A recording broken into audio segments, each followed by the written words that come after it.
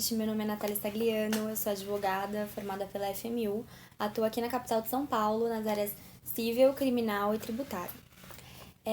Esse canal é novo, foi uma ideia minha e eu sempre tive vontade de transmitir um pouco do conhecimento jurídico de uma forma mais acessível para que todo mundo tenha acesso e entenda os seus direitos e curiosidades jurídicas do dia a dia. Hoje é meu primeiro vídeo, espero que vocês gostem e o assunto vai ser sobre o impeachment da Dilma. O impeachment surgiu na Inglaterra entre os séculos 13 e 15, não se sabe ao certo a data. E foi aderido pelos Estados Unidos e nós copiamos o modelo estadunidense. A primeira Constituição que previu o processo de impeachment aqui no Brasil foi a Constituição do Império de 1824. Ou seja, impeachment é um processo jurídico-político pelo qual se apuram crimes de responsabilidade cometidos pelo presidente da República. Se forem condenados, resulta na perda do cargo. Os crimes de responsabilidade tratam-se de atos irregulares cometidos por autoridades em decorrência de sua função. Ou seja, somente quem ocupa uma função pública pode cometer um crime de responsabilidade. Os crimes de responsabilidade estão previstos no artigo 85 da Constituição Federal. Eu vou citar alguns exemplos. Por exemplo, dissolução do Congresso Nacional, tentativa de mudança da forma de governo ou de mudança da Constituição por meio de violência. E por último, que é o que a Dilma está sendo acusada, contrair empréstimos sem autorização legal. Vou falar agora do processo de impeachment. Depois do acolhimento da denúncia pela comissão, o presidente da República deverá apresentar sua defesa. A comissão, por sua vez, pode decidir se quer ouvir a presidente de novo ou se requer diligências. Diligências, no caso, são algumas investigações, por exemplo, oitiva de testemunhas, juntada de documentos, entre outras coisas. Após isso, a comissão emitirá um parecer, que será levado ao plenário e votado. Dessa forma, se 2/3 dos deputados federais votarem sim, o processo de impeachment será encaminhado para o Senado. Foi o que aconteceu alguns dias atrás. No Senado, será instaurada uma comissão especial para apreciar o pedido de impeachment. A votação da comissão foi feita no dia 6 de maio agora, sexta-feira, e o resultado foi 15 votos a 5. E na quarta-feira, dia 11/5, será feita a votação no Senado para saber se o impeachment vai ser julgado ou não. Assim, na quarta-feira, após a fala da defesa e da acusação, os 80 senadores poderão emitir sua opinião dentro de um prazo de 15 minutos.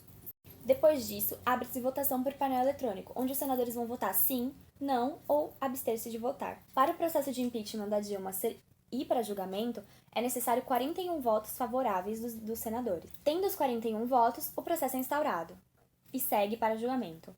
Não tendo os 41 votos, o processo é arquivado e Dilma segue sendo presidente. Sendo aprovado o julgamento do impeachment, depois vai se fazer uma nova votação para decidir quais benefícios Dilma mantém ou não como presidente afastada. Assim, Dilma será notificada e afastada por até 180 dias.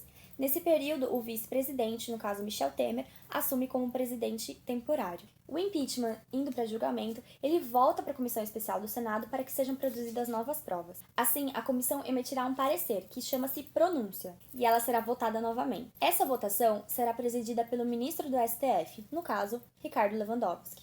Se 41 dos senadores aprovarem a pronúncia, será aberto prazo para a defesa e a acusação se manifestarem. Depois disso, o processo será encaminhado para o presidente do STF e lá marcado o julgamento final.